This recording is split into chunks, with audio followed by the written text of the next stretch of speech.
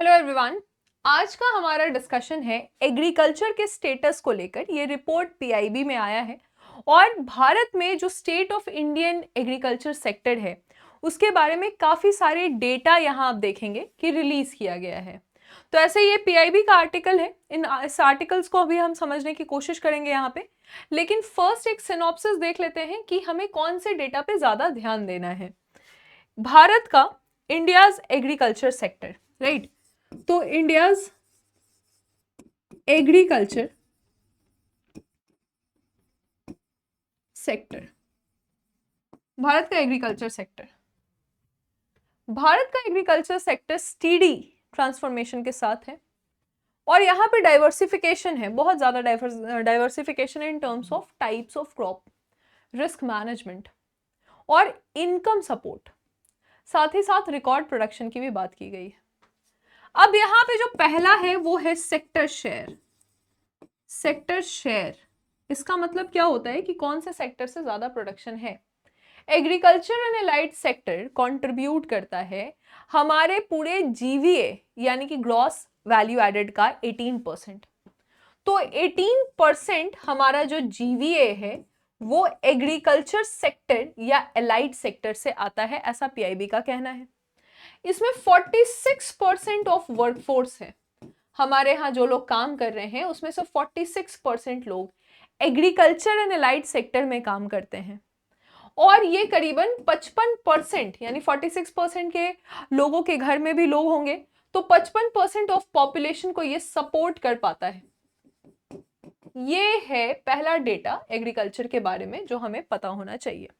यही चीज first page में लिखा भी हुआ है, यहाँ पे आप देख सकते हैं कि जो जीवीए है उसका डेटा बताया गया है कि कितना जीवीए है और इसको 2014-2015 से कंपेयर भी किया गया है, डाइवर्सिफिकेशन की बात की गई है।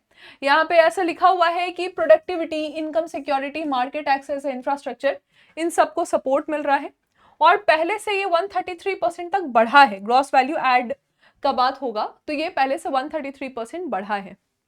भारत लीड करता है मिल्क, पल्सेस और स्पाइसेस में।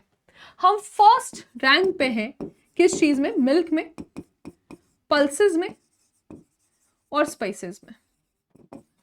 और हम सेकंड रैंक पे हैं किस चीज में? राइस में, व्हीट के प्रोडक्शन में। फर्स्ट पे जनरली चाइना है, तो राइस में, व्हीट के प्रोडक्शन में, फ्रूट्स में, वेजिटेबल में। जनरली बहुत सारे वेजिटेबल में हम ग्लोबली सेकंड पोजीशन पे आ चुके हैं। अभी रिसेंटली हम एग में भी सेकंड पोजीशन पे आ चुके हैं, एग के प्रोडक्शन में, और हम लीड कर रहे हैं प्रोड्यूसर ऑफ कॉटन में। तो हम फर्स्ट पोजीशन पे पहुंच चुके हैं कॉटन के प्रोडक्शन में।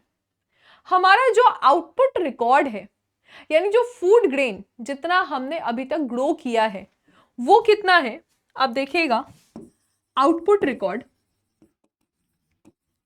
In terms of food grain, तो 357.73 मिलियन टन तक का हमारा फूड ग्रेन का प्रोडक्शन है, राइट।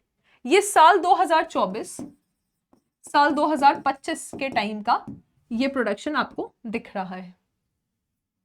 उसके बाद आप देखेंगे कि अभी जो टोटल जो जीवीए है, एग्रीकल्चरल जीवीए है, उसमें सबसे ज्यादा है ना, क्योंकि देखो फूड प्रोडक्शन हमारा ज्यादा है लेकिन हॉर्टिकल्चर भी और बढ़ते जा रहा है। हॉर्टिकल्चर का मतलब क्या है कि फ्रूट्स एंड वेजिटेबल्स हमारे बहुत सारे बढ़े हैं। तो 362.7 मिलियन टन हम यहाँ पे बोल सकते हैं कि ये हॉर्टिकल्चर का प्रोडक्शन है, हॉर्टिकल्चर। अब टोटल जो एग्रीकल्चर का हमारा वैल्यू है उसका 1/3% हमको हॉर्टिकल्चर से मिल रहा है। इस बार एक इंपॉर्टेंट डेटा जो हमारे सामने आया है कि एक्सपोर्ट को लेकर बात की गई है कि हमने कितना मिलियन टन तक का एक्सपोर्ट किया है।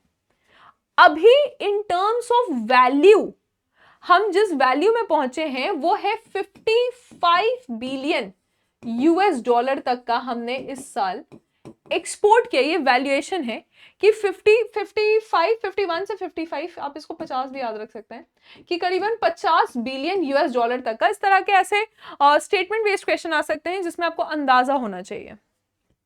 तो ये हमारा टोटल रिकॉर्ड प्रोडक्शन इस बार बताया गया है। साथ ही साथ लाइव स्टॉक में ग्रोथ बताया गया है कि लाइव स्टॉक और फिशरीज में हमने जो हमारा एनुअल ग्रोथ है वो कितना हुआ है, सीजेआर तो लाइव स्टॉक ये है 12% और फिशरीज तो फिशरीज में है ये 8% तक का, ठीक है। तो ये 8% तक का हमारा ये एनुअल ग्रोथ दिख रहा है ना, ये एनुअल ग्रोथ दिख रहा है। लेकिन उसके बावजूद, इन सब के बावजूद भी कुछ प्रॉब्लम, कुछ समस्याएं दिखेंगी। प्रॉब्लम ये है कि हमारा फार्म स्ट्रक्चर अभी भी स्ट्रांग नहीं है और 86% जो लैंड होल्डिंग है वो अभी भी 2 हेक्टेयर से कम है।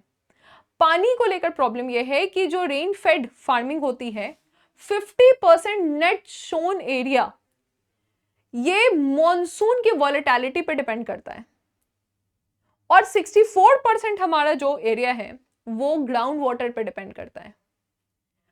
हार्वेस्टिंग के बाद अभी भी हमारे पास कोल्ड स्टोरेज नहीं है।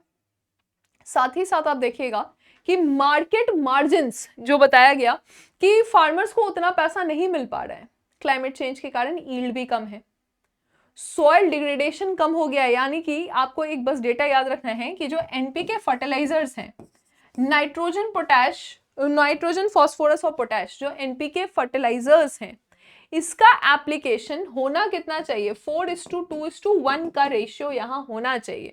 लेकिन हम जो इसको अप्लाई करते हैं वो काफी ज्यादा 10.9:4.9:1 के रेशियो का इस्तेमाल कर रहे हैं हम, यानी लगभग 11:5:1 के रेशियो का इस्तेमाल कर रहे हैं, जो कि काफी खतरनाक है in terms of the numbers of the quantity we are using in fertilizers, right? सो यही चीज आप यहां देखिएगा कि ये सब मेंशन किया हुआ है कि कितना हमने एलाइड सेक्टर में ग्रोथ किया है। अगर इसको हम जीवीए के फॉर्मेट में देखेंगे तो जीवीए के फॉर्मेट में हम पिछले 10 साल में 133% तक ग्रोथ कर चुके हैं, है ना। उसके बाद आप देखिएगा कि फिर बताया गया कि enhance financial support for agriculture, हमने कितना फाइनेंशियल सपोर्ट देना शुरू किया है। तो पिछले 10 साल में हम इसमें 5 टाइम्स बढ़ गए हैं, 5 टाइम्स हम ज्यादा इनको फाइनेंशियल बजटरी सपोर्ट दे रहे हैं। ग्रोथ मोमेंटम यानी कि फूड के प्रोडक्शन की बात की गई है। आप देखिए राइस ने रिकॉर्ड टच किया है। उसके बाद लिखा है कि India has become world's largest rice producer, ठीक है। तो राइस को अब हम फर्स्ट पोजीशन पे पहुंच चुके हैं राइस के प्रोडक्शन में, ये मेंशन किया हुआ है। फिर वीट में आप देखें कि वीट में हम सेकंड पोजीशन पे हैं, लेकिन ये भी हाईएस्ट है।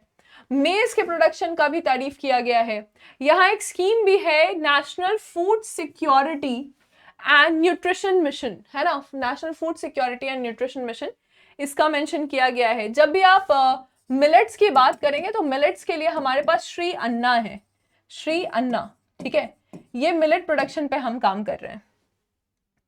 उसके बाद आप देखिएगा कि कुछ बायो एनर्जी और अपॉर्चुनिटीज है कि बी कीपिंग की बात की गई है कि हनी मिशन हमने बनाया है।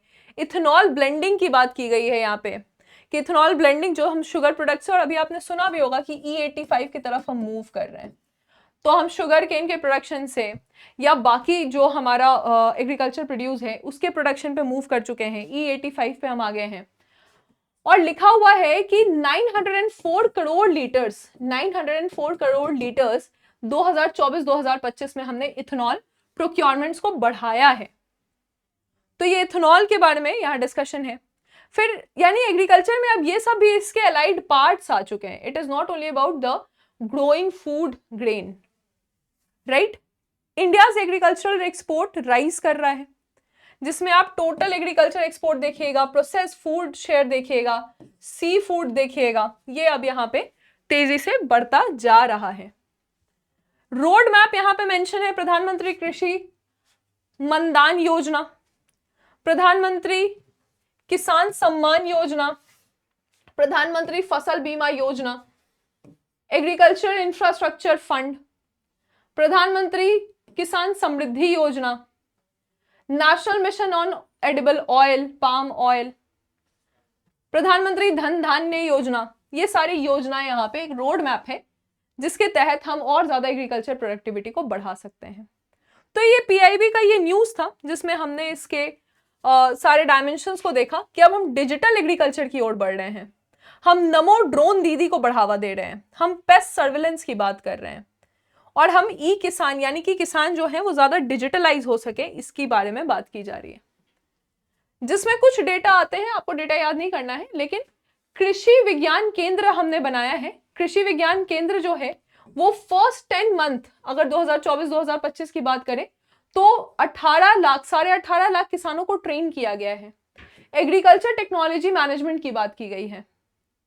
यहां पे भी ट्रेनिंग कवरेज जो है वो काफी तेजी से बढ़ रहा है और हम 36 लाख लोगों को, और बाई 2025 हमने यहाँ पे 18 लाख किसानों को ट्रेन कर दिया। ओवरऑल हमारे यहाँ 1.25 करोड़ किसान हैं जो कि ट्रेंड है एग्रीकल्चर टेक्नोलॉजी में।